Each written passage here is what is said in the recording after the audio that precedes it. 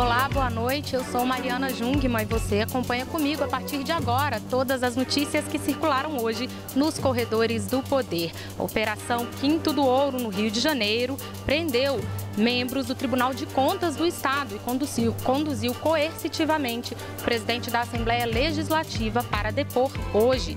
E a expectativa em torno do julgamento da chapa Dilma Temer no Tribunal Superior Eleitoral.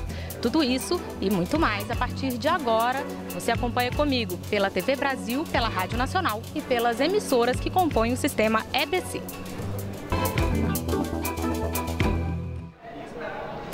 O Rio de Janeiro amanheceu hoje com agentes da Polícia Federal cumprindo mandados de prisão e de condução coercitiva na Operação Quinto do Ouro.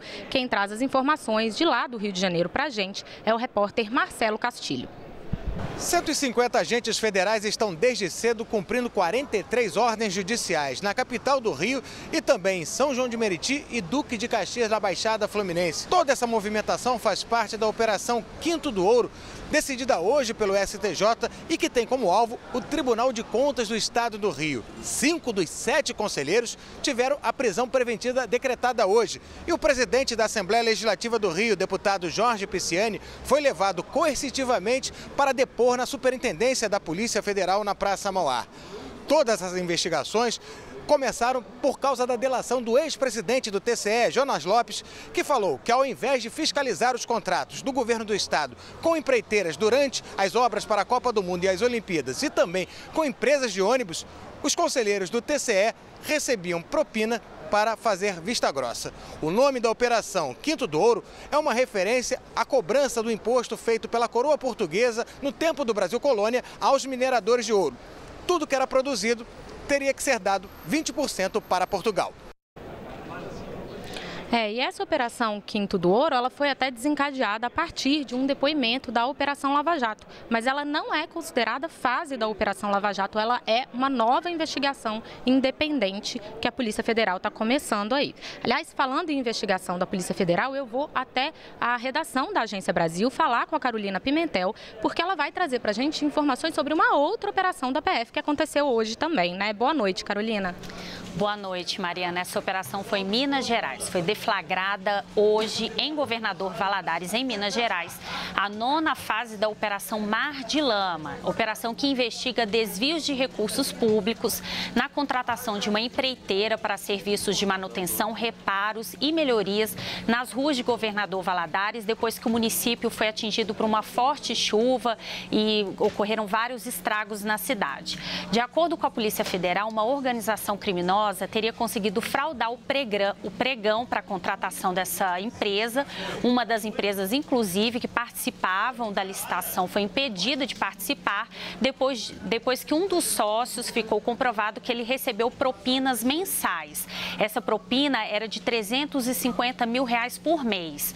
Os envolvidos nesse esquema poderão responder pelos crimes de associação criminosa, corrupção ativa e passiva e fraude mediante ajuste em procedimento licitatório.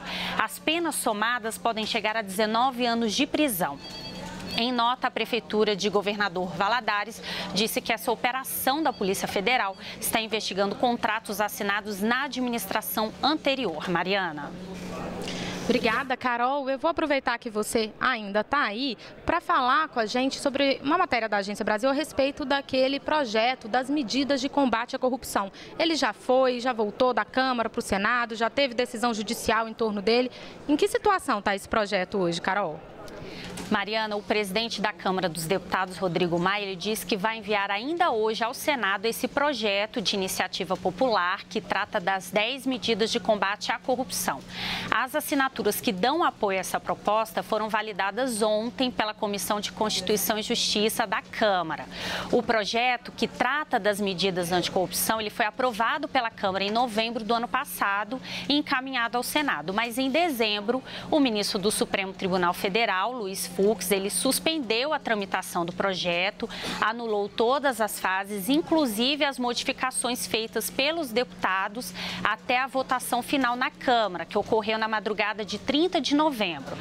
Em fevereiro, o ministro Luiz Fux, ele acabou encerrando esse processo depois de um acordo com o presidente da Câmara, Rodrigo Maia, desde que a Câmara recontasse as assinaturas de apoio a esse projeto. O presidente Rodrigo Maia disse que se a Comissão de Constituição e Justiça já confirmou que o projeto tem o número de assinaturas suficientes para ser considerado de iniciativa popular, agora é só encaminhar para o Senado. Vamos conferir o que ele disse. Se as assinaturas estão confirmadas e o rito, do ponto de vista técnico, foi feito todo de forma correta, não faz sentido ter outra votação, até porque seria, do meu ponto de vista, até ilegal. Quem tivesse contra o texto da Câmara poderia até questionar na Justiça, porque se as assinaturas estão válidas, o rito foi correto, não tem necessidade de uma nova votação. A mesa diretora da Câmara, ela registrou mais de 1.700.000 assinaturas de apoio ao projeto de medidas anticorrupção. O mínimo necessário é 1.400.000 para o projeto ser considerado de iniciativa popular. Mariana. Lembrando que esse projeto é de iniciativa popular, mas é bem encampado aí pelo Ministério Público, e o Procurador-Geral da República, Rodrigo Janot, esteve aqui no Congresso essa semana para falar de abuso de autoridade e cobrou aí o andamento desse projeto. Carolina Pimentel volta mais tarde com a gente, mas eu vou continuar aqui na Câmara, porque eu vou falar agora com a Gisele Garcia, que já está aqui do meu lado, né? Boa noite, Gisele, e acompanhou hoje os debates em torno da reforma da Previdência, né, Gisele? A gente está na última semana aí de debates sobre esse assunto. Exatamente, Mariana. Hoje aconteceu a penúltima audiência pública da comissão que analisa a reforma da Previdência aqui na Câmara dos Deputados. Hoje, eles ouviram o economista Márcio Postman, que é da Universidade de Campinas. Ele que é contra a reforma da Previdência. Ele acha que o governo deveria buscar outras formas de financiamento para viabilizar o sistema previdenciário e não mexer nas aposentadorias. Amanhã é a vez do ministro da Fazenda, Henrique Meirelles, ele que vai participar da última audiência pública da comissão. Depois, os deputados vão aguardar o relatório final. O deputado Arthur Maia, que é o relator da reforma, compareceu hoje à comissão por pouco tempo e os deputados pediram satisfação ao relator sobre essas reuniões que ele tem feito com o governo e sobre essa possibilidade de se incluir uma emenda no relatório final, estabelecendo um prazo de 6 meses para que estados e municípios façam suas próprias reformas. O relator disse aos deputados que essa proposta foi realmente colocada na mesa, mas que ele ainda não tem opinião formada sobre isso. Depois eu conversei com o relator e perguntei se ele vai cumprir, Mariana, o prazo que foi estabelecido por ele mesmo no início dos trabalhos da comissão de entregar o relatório final na primeira semana de abril, ou seja, na semana que vem. E ele me disse que está trabalhando nisso e que vai tentar. Então vamos aguardar, viu, Mariana? É uma grande expectativa aí em torno desse relatório, mas antes dele, a gente ainda deve ter aqui essa semana o ministro da Fazenda, Henrique Meirelles, que vai encerrar aí os debates em torno da reforma da Previdência na Câmara, porque esses debates aí depois vão recomeçar todos lá no Senado. Obrigada, viu, Gisele? Obrigada, Mariana. Bom, eu vou agora lá aos estúdios da Rádio Nacional conversar com a Ana Luísa Prazer, que também tem uma notícia aqui sobre a Câmara, porque havia aí uma expectativa de votação para aquele projeto sobre a reestruturação aí da dívida dos estados, a reestruturação econômica dos estados, e parece que não houve acordo para votar, não é, Ana Luísa? Quais são as informações? Isso mesmo, Mariana. Boa noite. Foi adiada a votação sobre a repercussão fiscal dos estados que estava prevista para hoje na Câmara dos Deputados. Uma nova votação está prevista para acontecer na próxima quarta-feira, dia 5 de abril. De acordo com o presidente da Casa, o deputado Rodrigo Maia, a medida ainda não tem um número suficiente de votos para ser aprovada porque as contrapartidas apresentadas no texto não são populares. O projeto suspende a dívida dos estados com a União por 3 anos. Em troca, o Estado deve apresentar uma série de contrapartidas, como a privatização de estatais, o aumento de contribuição previdenciária de servidores e a suspensão de concursos públicos. O relator do projeto, o deputado Pedro Paulo, do PMDB Fluminense, disse que a medida já avançou bastante, mas ainda precisa avançar mais, uma vez que existe uma incompreensão de deputados e bancada para as exigências feitas pelo Ministério da Fazenda. O texto enfrenta resistência principalmente da oposição. Ontem, o líder na Câmara, o deputado José Guimarães, do PT, chegou a prometer que obstruiria a votação. Para o deputado, o projeto também afetaria estados que não estão em crise, porque condicionaria a possibilidade de tomar empréstimos a uma série de contrapartidas.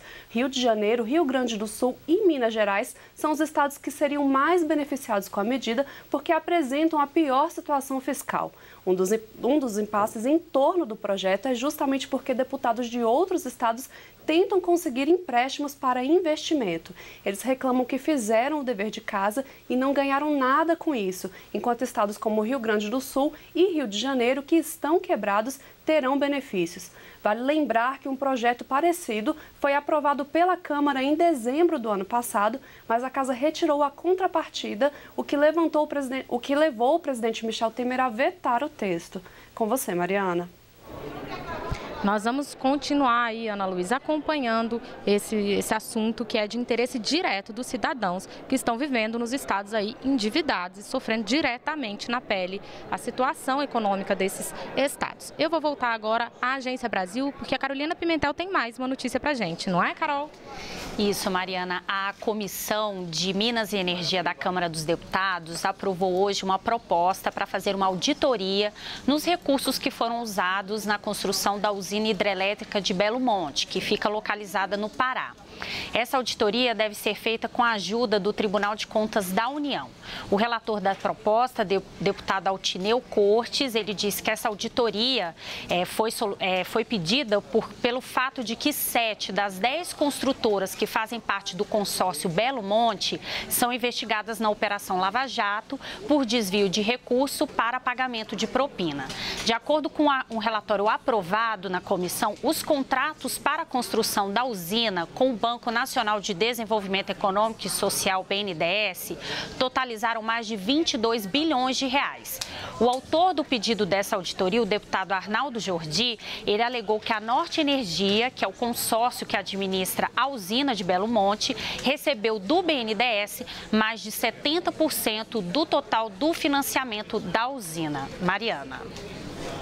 Obrigada, Carol.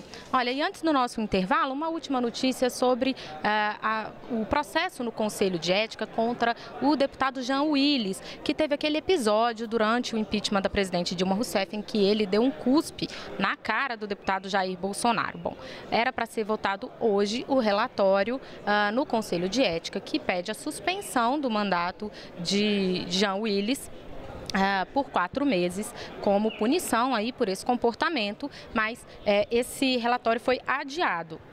E aí foram apresentados também votos em separado, pedindo punições menores, mais brandas, um deles pedindo absolvição do deputado e o outro pedindo aí que, por causa dos ânimos acirrados, o deputado sofresse aí punições menores. Então nós temos 3 votos aí a respeito da punição que vai ser aplicada a Jean Willis, mas foi adiado essa votação para provavelmente a próxima semana. Eu volto daqui a pouco, você me espera por aí, por favor.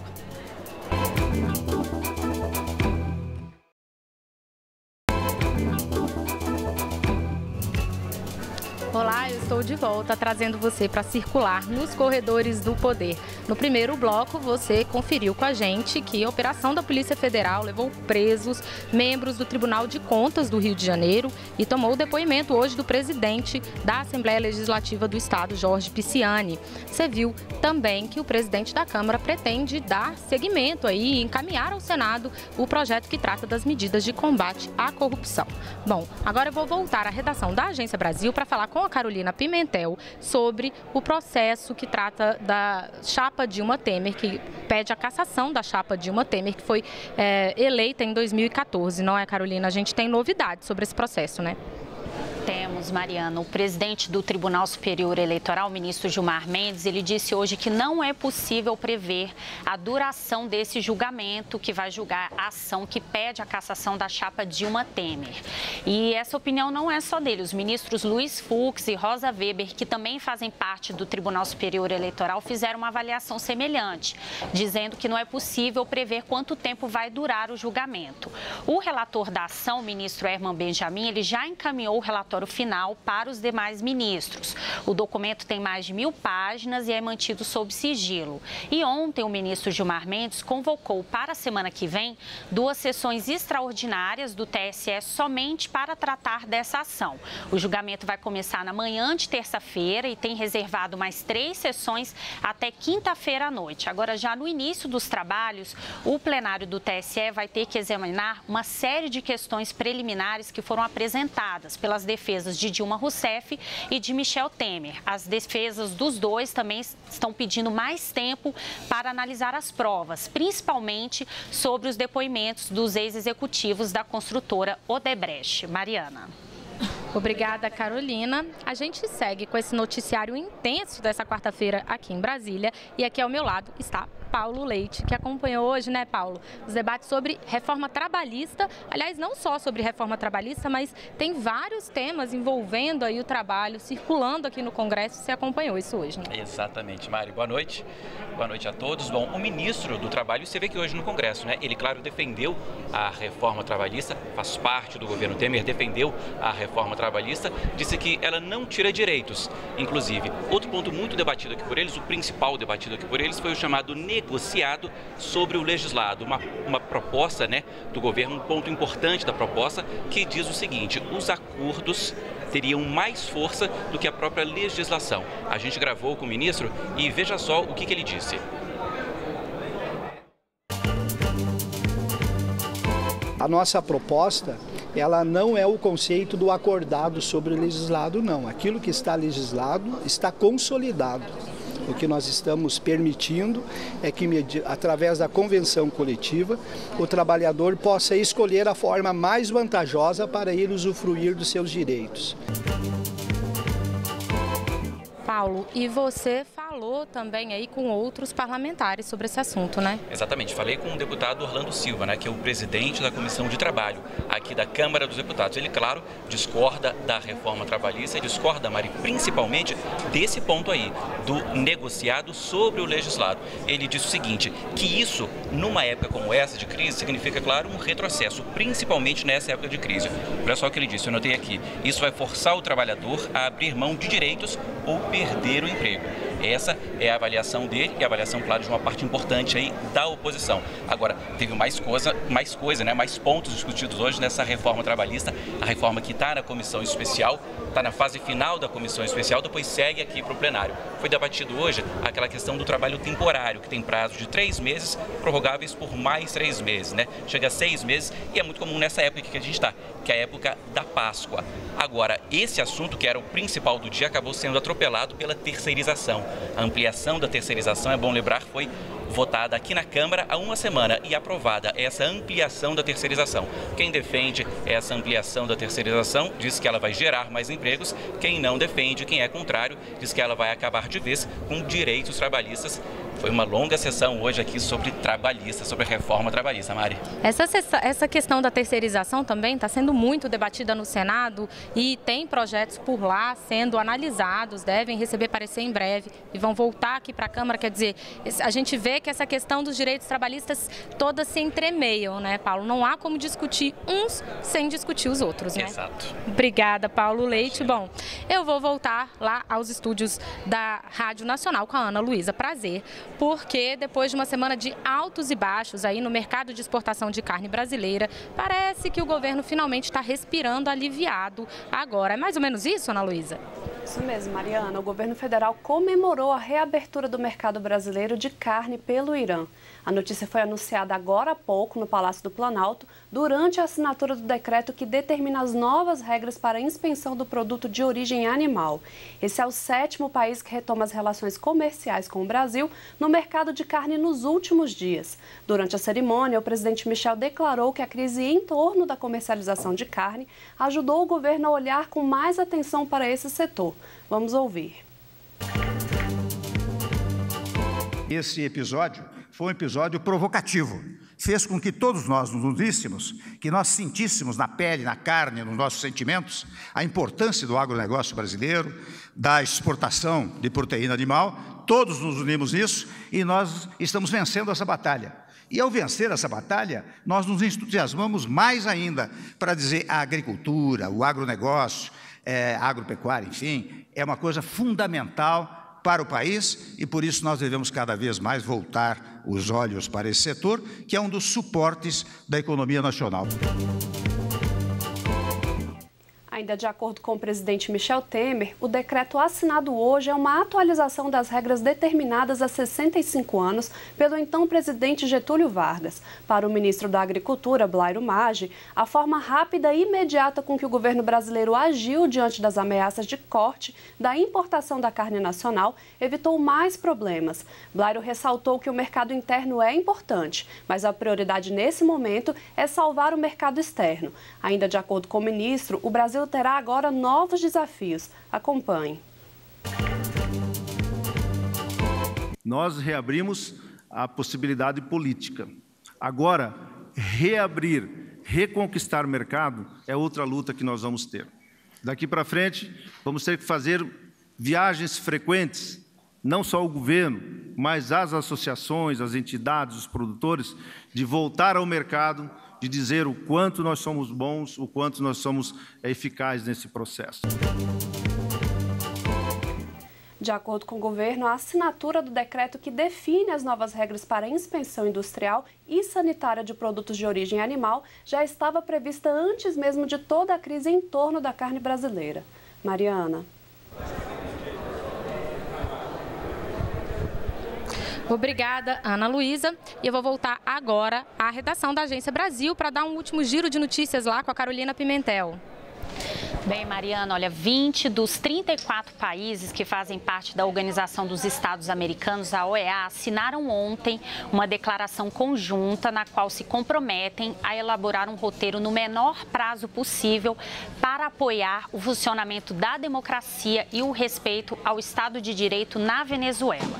Esse texto não inclui um calendário eleitoral, a libertação de presos políticos e nem respeito às decisões da Assembleia Nacional da Venezuela, cuja maioria faz oposição ao governo de Nicolás Maduro. Esses itens, no entanto, eles estavam numa declaração conjunta que foi assinada por 14 países, que foi divulgada na quinta-feira passada, mas que não foi votada na OEA. Esses países, esse grupo, eles se dizem muito preocupados com a situação na Venezuela. Grupo, inclusive, que o Brasil e os Estados Unidos fazem parte. A Venezuela e os seus aliados na OEA, a Bolívia e a Nicarágua, argumentam que em vários países do continente há violações de direitos humanos e da democracia com as quais a OEA parece não se importar. Mariana. Obrigada, Carolina. E olha, muito mais sobre o noticiário internacional, de política, de economia, todas as notícias que aconteceram hoje completinhas, você vai conferir daqui a pouco no Repórter Brasil Noite aqui na TV Brasil. E aí eu vou chamar agora a Manuela Castro, que vai conversar com a gente e contar um pouquinho mais do que vai ter hoje no Repórter Brasil Noite, lá na redação da TV Brasil. Boa noite, Manuela. Olá, Mariana. Boa noite a você e a todos. Hoje no Repórter Brasil nós vamos falar também da Polícia Federal, a Operação Quinto do Ouro. Como vimos, 5 dos 7 conselheiros do Tribunal de Contas do Rio de Janeiro foram presos e o presidente da Assembleia Legislativa, Jorge Pisciani, foi levado à delegacia para depor, todos por suspeita de corrupção. Você vai acompanhar com a gente também as últimas informações e medidas tomadas diante da crise da carne no Brasil.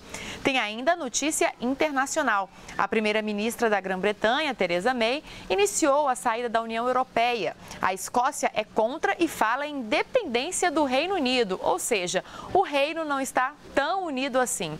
4 países fazem parte da Grã-Bretanha: Inglaterra, Escócia, Irlanda do Norte e País de Gales. E voltando para cá, saiu um estudo do IBGE com um levantamento inédito. A maioria das crianças entre 0 e 4 anos não está matriculada em creche ou escola. Os detalhes dessa notícia e os principais assuntos do dia estão no Repórter Brasil, às 7h45, aqui na TV Brasil. Mariana. Obrigada, Manuela. Bom, olha, hoje há a expectativa aí de que logo mais à noite haja o anúncio do detalhamento, do contingenciamento que o governo vai fazer no orçamento da União. Quem tem alguns detalhes já sobre esse assunto pra gente é o Pedro Moreira, lá no Palácio do Planalto. Boa noite, Pedro. Você acompanhou já ao longo do dia esse assunto por aí, né? Oi, Mariana, boa noite para você, boa noite a todos. Olha, eu tive um probleminha no áudio, mas eu imagino que você tenha perguntado sobre o orçamento desse ano, né? Porque está previsto para hoje, né, a coletiva aí, o anúncio do governo sobre os cortes das despesas no orçamento de 2017 e também aí o que o governo vai fazer para aumentar as receitas. Isso porque na semana passada o governo já anunciou que a meta, né, do orçamento desse ano não vai ser cumprida. E isso considerando que a meta já era de fechar as contas no vermelho, né? Em 139 bilhões de reais. Na semana passada, o aumento aí do débito foi anunciado em 58 bilhões de reais.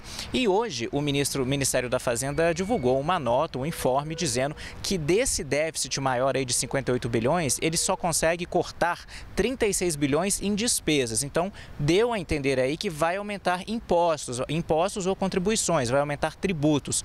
Esse anúncio do governo estava marcado para as 5 da tarde, foi adiado, vai ocorrer agora, está marcado agora para as 7h30 da noite e a gente está aguardando então aí, Mariana.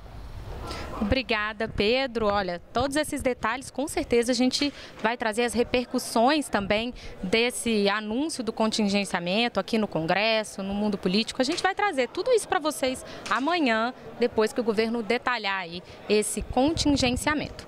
Mas um giro rapidinho aqui, né, Paulo? Você estava falando antes de reforma trabalhista. Quais são os próximos passos agora? Pois é, na comissão, Maria, a reforma está na comissão especial, né, da reforma trabalhista. Já está nas últimas fases, na última etapa na comissão. A próxima fase é já no plenário aqui da Câmara, que a gente sabe que é sempre uma votação imprevisível, mas daqui a pouquinho, então, a votação já vai ser trazida aqui para o plenário da Câmara. Tá certo. Bom, essas foram as notícias de hoje que circularam nos corredores do poder. A gente te espera aqui amanhã. Boa noite, Paulo. Boa noite. Boa noite a todos.